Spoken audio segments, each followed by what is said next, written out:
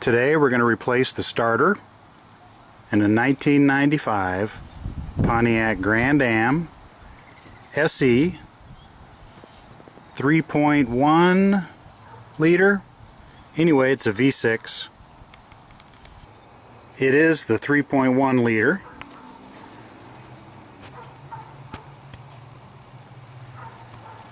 I noticed that it started cranking kind of slowly. You know, at first I thought, well, I'm getting a dead battery. Kind of weird. And then it just kept getting a little bit worse, and I thought, oh boy, this battery's going to crap out. Then I thought, you know, it doesn't seem that long ago since I got a new battery. And heck, it was just about a year ago. So this is a new battery. So I ran some tests on the battery. I'll kind of show you how to do those.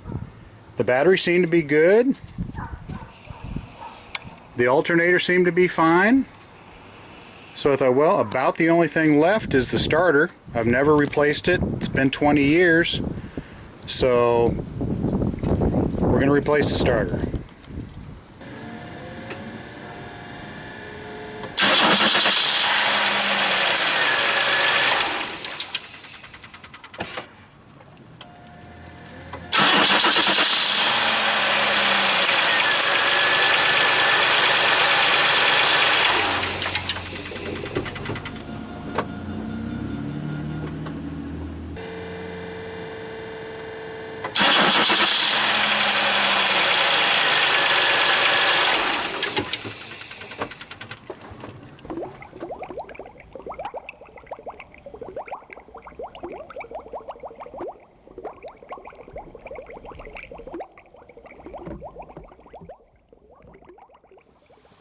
Now I'm only 98% sure it's the starter, but a few things that I did in advance is, one, I know this car like the back of my hand. So I know that here lately it hasn't been sounding right when it's starting. A few times I'm like, I don't know if this thing's going to start and I'm going to get home today.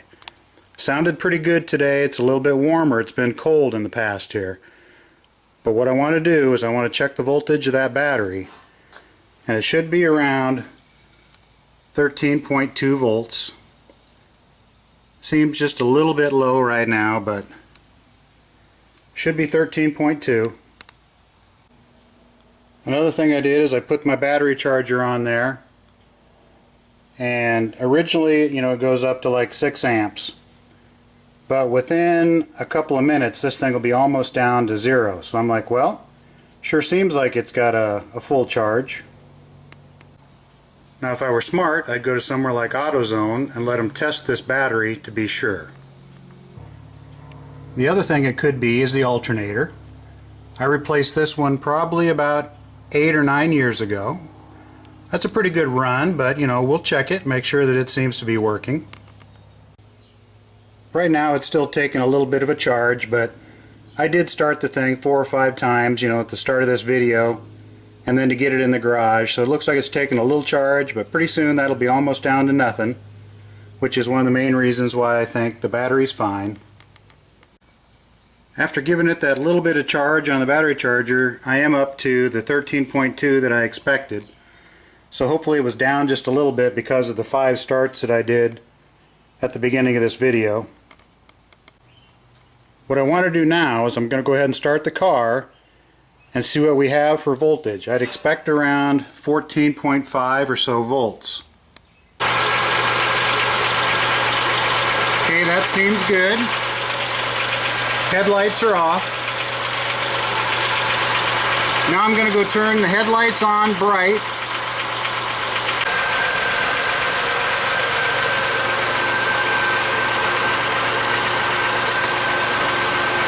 Really no change in voltage, even with the headlights on bright. So the alternator seems to be doing good. One more check. Headlights on. Battery voltage 12.4. That seems reasonable with a little bit of load on it. Another check I like to do is with the headlights on, shine it against a wall. I'm going to force them on really bright. I'm going to go ahead and start it and listen to what it sounds like and watch if the lights dim down a lot.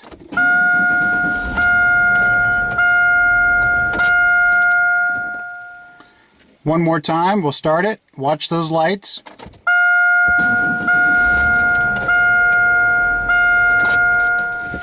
See, I don't see those lights dimming down a lot, but I definitely heard the starter that time kind of struggling. Just, to me, most people would probably wait another month. The starter would get worse and worse and worse to the point where it wouldn't start most of the time. Sometimes it would. It gets to the point where you can take a hammer or a board or something, you can bang on the starter. You can get a few more starts out of it. If you want to wait that long, you can, but me, I know this car, something's wrong. I'm 98% sure it's the starter. The other thing that could be is a loose connection. So you want to, check for corrosion around your terminals, wiggle them, make sure they're not moving. These all are tight and they look good. The cables feel good. There's not an eaten away cable and green copper or something showing here, so I don't think it's corrosion here. It's unlikely to be down at the starter end. Sometimes I'm a bit lax about removing the negative battery terminal if I'm replacing light bulbs in the instrument panel, door regulators, multifunction turn switch, something like that. In this case though, when you're messing with this battery, that plus goes straight down to the starter. You don't want to hit that thing on ground. You'll have a huge pop. So you're going to want to remove that negative battery terminal. First I'm going to go in and take note of all my radio stations, because you'll lose those. Shouldn't be a need for a lot of tools here, so I've got the 1/2 inch and 3/8 inch metric sockets. Couple of wrenches that I think will probably be the smaller bolt on the starter, a couple that I think will be the larger on the starter, 1/4 inch drive in case I can catch the bolts on the starter that way. This little wrench undoes the battery cable for me. I like a little anti-seize on big bolts like the starter bolts. I've got it up on ramps, jack stands underneath, wheel chock, park brake on.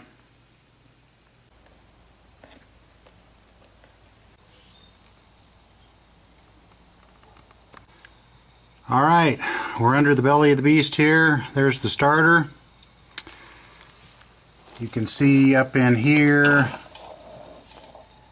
the large bolt and then the small nut holding on the solenoid wires.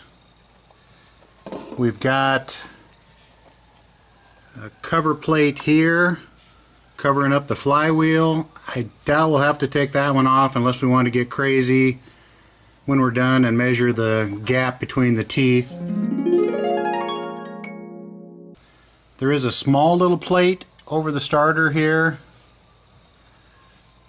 You can see one of the starter bolts hiding back in there. A little plastic cover over it. There's a bolt that takes that little plastic cover off, so we'll get that little plastic cover and expose those two bigger bolts. Then we'll get those two nuts loose up there, get the wires off. That'll be the start. In my case, the bolt holding that little plastic cover on was a 10mm. I've got a wrench hanging on it. We'll get that out of the way and see if there's another one holding it on or whether this is just a single bolt holding that on. It's covering up the one bolt back there. A little 1/4 inch wrench with a 10mm socket works a little better. There was just that one 10mm bolt holding that plastic cover on.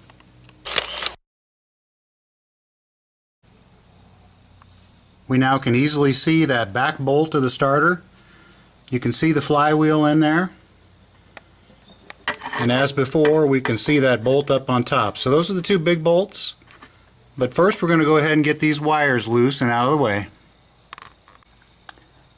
This car does have quite a bit going on up there. It's not just a big wire and a little wire. There's some little wires on the same stud as the big wire.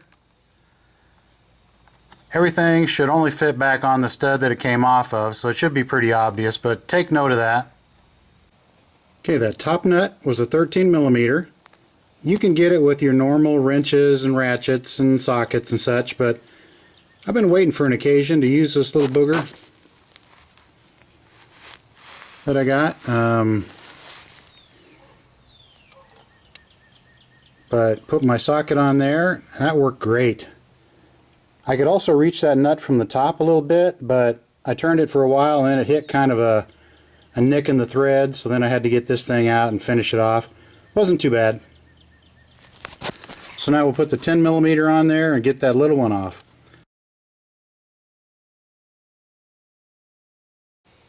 The two little wires do have different size eyelets, so you can't mess that up. They were on the outside. The big terminal cable is then on the inside. We'll get that off. Then we'll go to those two big bolts.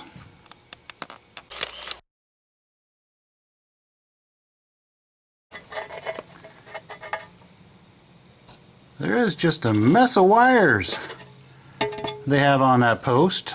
So there's some more little wires.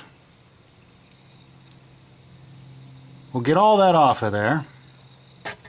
Okay, there's that upper terminal. It's got those 3 wires on it. Looks like kind of a big lug. It's got, I think they're spade connectors plugging in there, which to me seems like a really bad idea for corrosion and stuff, but it doesn't appear to be a problem here. But a lot going on there. Got all the wires off. All the wires are off of that solenoid. So now I've taken the wires and kind of tucked them all back into various places so that when the starter drops out of there, I'm not going to rip any of those little wires apart. So there's your two big bolts, probably 15mm. I'll tell you if it's different. So we'll go ahead and we'll get those off, and then nothing should be keeping that starter from coming back a little bit, tipping down, and coming right out of there. We will want to make sure as we pull this out that if there's any shim underneath those two big bolts, we would definitely want to put that back in with the new starter. That shim would be to correct the spacing between the teeth on the starter and the teeth on the flywheel there. If it's necessary, that would have been put in maybe at the factory or by a mechanic years ago at a shop. So they are 15mm. I've got my big 1/2-inch drive with a reducer, again 15mm. The first one was fairly tight, nothing crazy, so we'll get those both out of there, get that starter out. I'm really digging these Harbor Freight little tiny ratchets I got. They're working great. I got that back bolt out. The starter, it's in there a little bit wonky. You know, this bolt up there, it's actually just hanging there. That little bolt doesn't exactly want to come out. You kind of got to hold the starter in place and then sort of pull that bolt out of there, and then the starter will tip down and come out. So that bolt is loose, but you kind of got to wiggle and pull on the bolt to get it out of there. Okay, she's out of there. But this bolt doesn't exactly just want to fall out of that hole.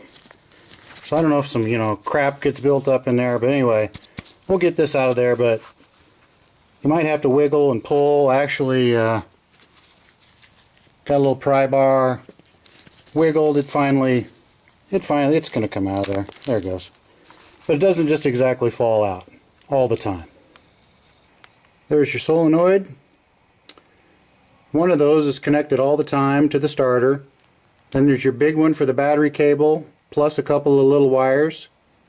And then the other one, which is basically your bang to turn it on. That one's there in the upper right. This thing does say Delco, so this could quite easily be the original starter. I bought this car when it was 1 year old in about 1997, and I've had it ever since. You're going to want to clean things off up there a little bit. Get that surface cleaned up. Check your flywheel, make sure it's not all chomped up, but this one looks good. Especially after 20 some years. 25.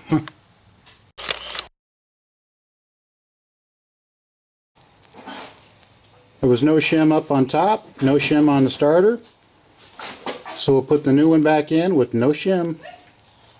You always want to do a sanity check lay the new one by the old one, make sure it looks like it's good. You know, this part number, I checked it, said it matched. They look like a match. I think we're ready to go. Now me, I'm always overthinking things. I'm comparing stuff. I'm like, wow, look at this. The cheapest one here has all new parts in it. But this one here is more money and it's got premium remanufactured. The only hitch is this one's only available online order. This one was in stock at the store for $9 more. Still lifetime guaranteed. That ought to be sufficient for the 1995 Grand Am. How many more years you think you got in you, big boy? I cleaned these bolts up with my wire brush. I'm going to apply just a little bit of anti-seize. Why? I don't know. Nobody will ever be taking these off again. As far as torque, I'll let you guys look up in the book and see what they should be. I'm going to tighten them till it feels good, or somewhere around. So unless I run into anything unusual, I'm not going to show a lot. We're just basically going to push this baby back up in there, put those two bolts in, tighten them, torque them down. Then we'll get these the big nut off, the little nut off, get those wires back on there, get those snugged down. You want to be pretty careful. That little one there is easy to twist off, so don't get carried away. Use a tiny wrench or a 1/4 inch ratchet and hardly any torque. This bigger one, you can torque on that a little bit, but don't get crazy. This new solenoid has a 13mm nut and then an even smaller 8mm one for the solenoid wire. So I'm not in any hurry, so I took some time, cleaned up that little plastic cover, took a little brake clean, worked in up here a little bit, ran a brush up in these holes, just got rid of some of the grease, make it better for me. Like I said, I'm going to take a little wire brush and polish up some of these connectors before we put them back on.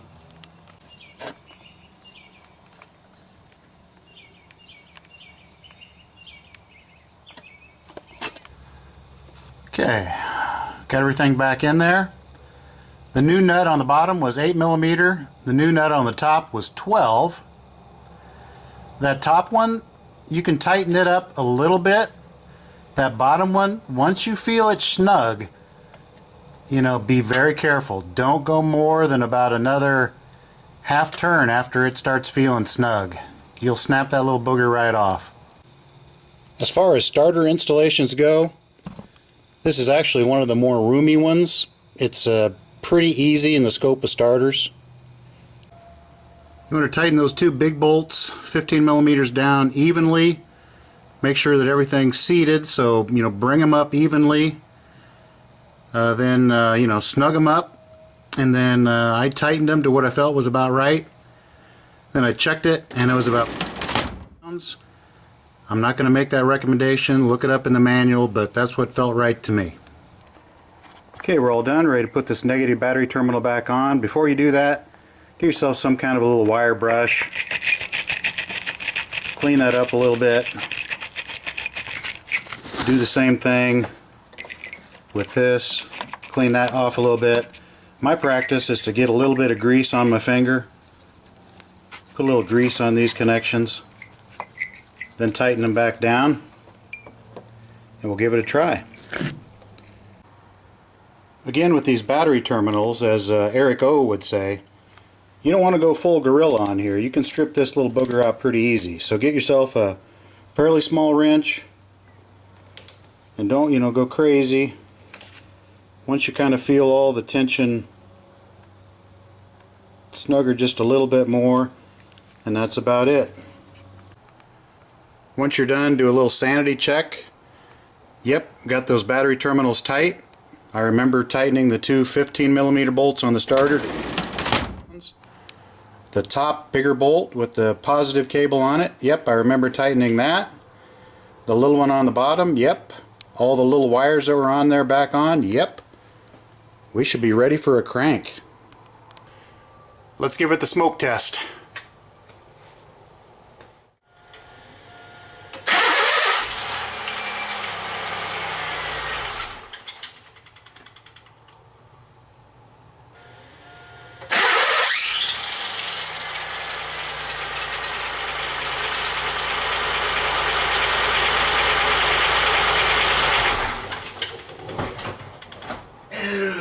I don't like the sound of that.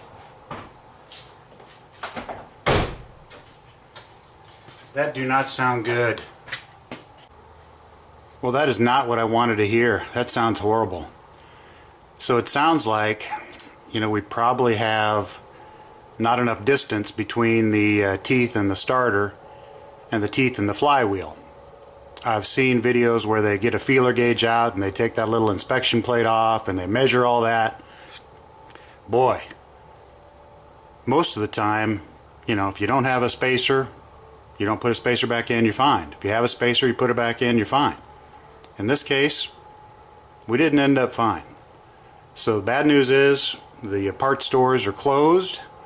So this bad boy is going to have to sit there for a while. I'll go get a spacer or two tomorrow and we'll pull the dang thing back off. First we'll do the little feeler gauge thing. I've never done that before, but I guess I'll learn this time. And we'll give it a try with some spacers.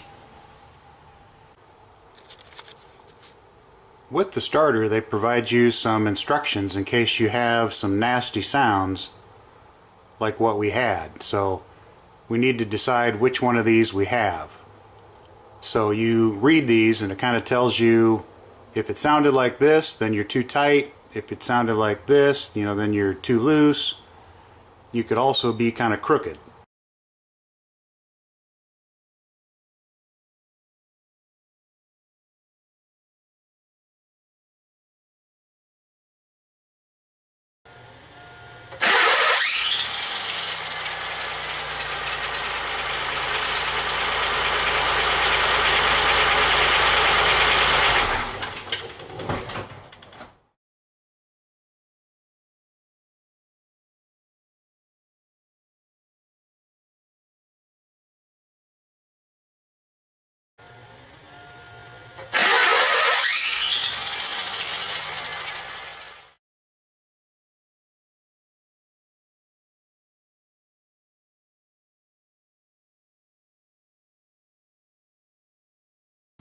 We've got the Dorman Help shims here.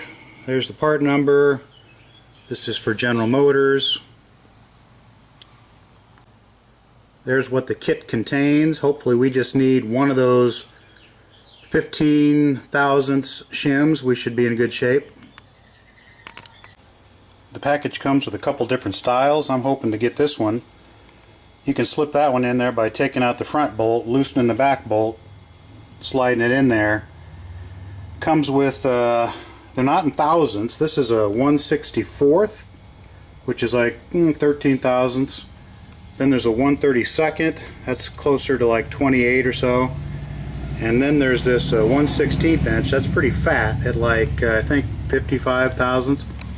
So we're going to take one of these little ones, the 1/64th inch, close to 15 thousandths. We're going to slide that in there, see if it helps. So here's the plan. Take out this front bolt, loosen the back, slide this little booger in there, retighten everything, see if it fixes the problem. Take off the negative battery cable again. I'm not going to take those wires off. I've got the negative battery terminal disconnected. I've got the long bolt backed out a couple turns. This one here is backed out a couple turns, long one in the back, towards the back of the car.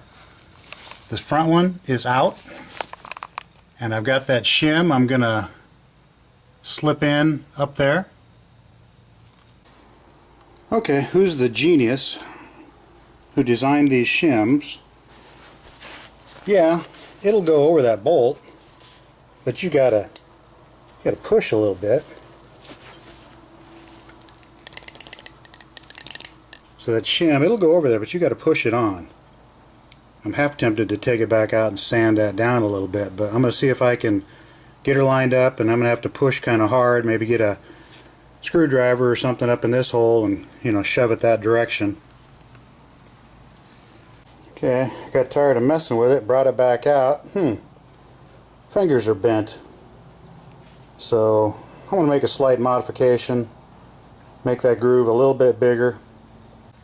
Just a very slight modification to make that slot just a little bigger That bolt will just barely slide in there now. It kind of snaps in at the very last.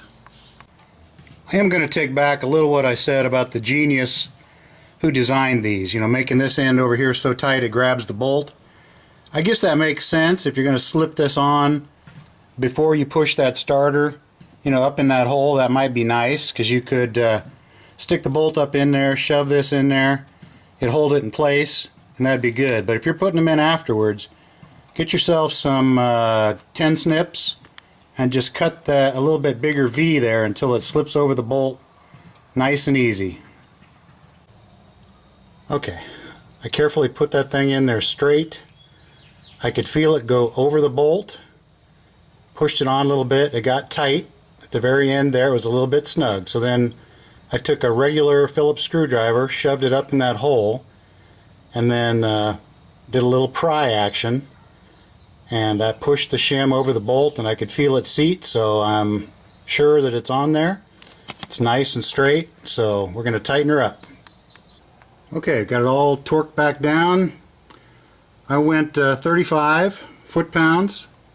Felt pretty good. Feels pretty loose, but that's what the book says. It's about right for that size bolt. So I'm going to hold off on the little dust cover until we're sure we've got it corrected. So let's get ready for the smoke test. We'll go up and reinstall the negative battery terminal. Okay, smoke test number 2. This one's going to work. It's going to sound great.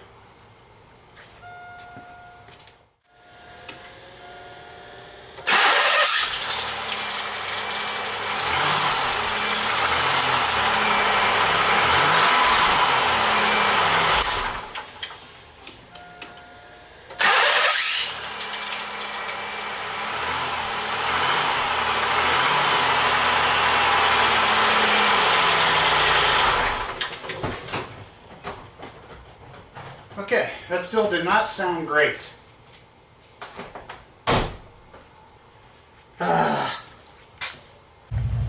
Well, what's a guy to do now? The manual doesn't say anything about if the 15,000 shim doesn't work, but what the heck? I'll try a 28,000 shim. If that doesn't work, then we're going to have to really start thinking.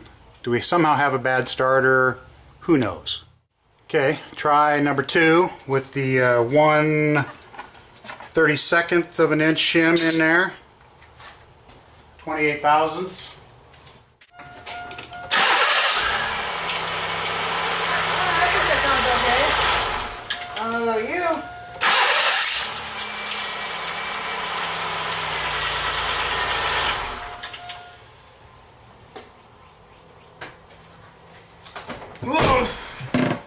I don't know. Still making that high-pitched squeal when I let off the key. Oh, I don't like it. Alright, this is try number 3. I've got a 1/64 inch shim in there and a 1/32 inch shim, so that's roughly 45 thousandths. Let's see what it sounds like.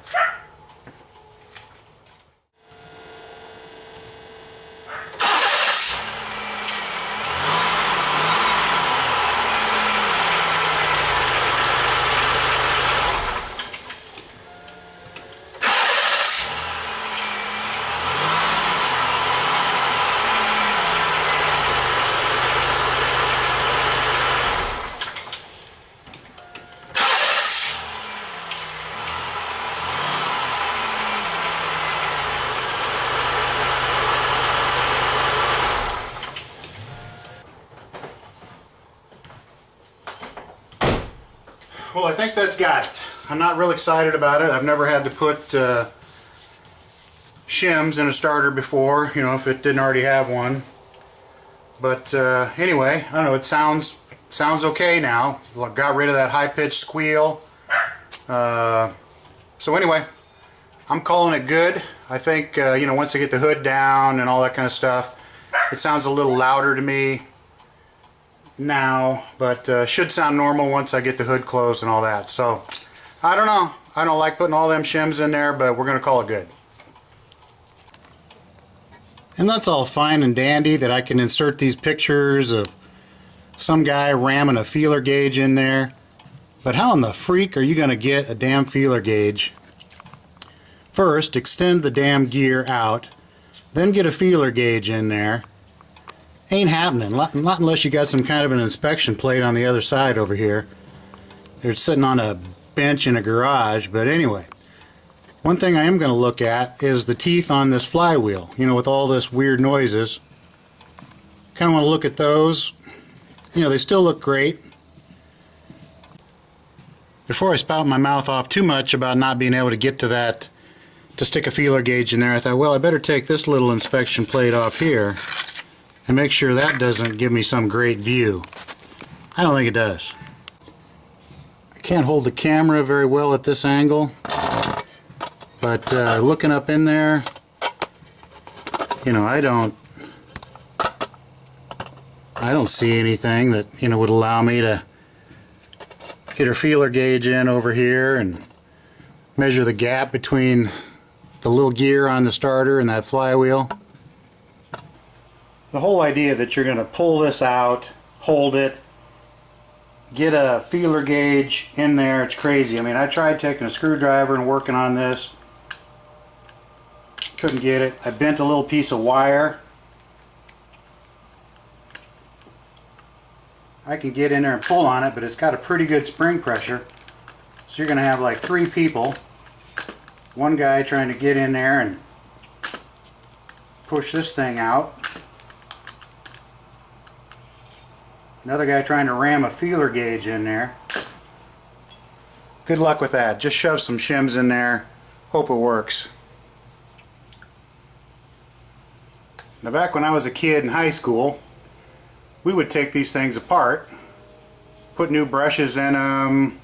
We had a machine that kind of ground down the commutator bars and polished them.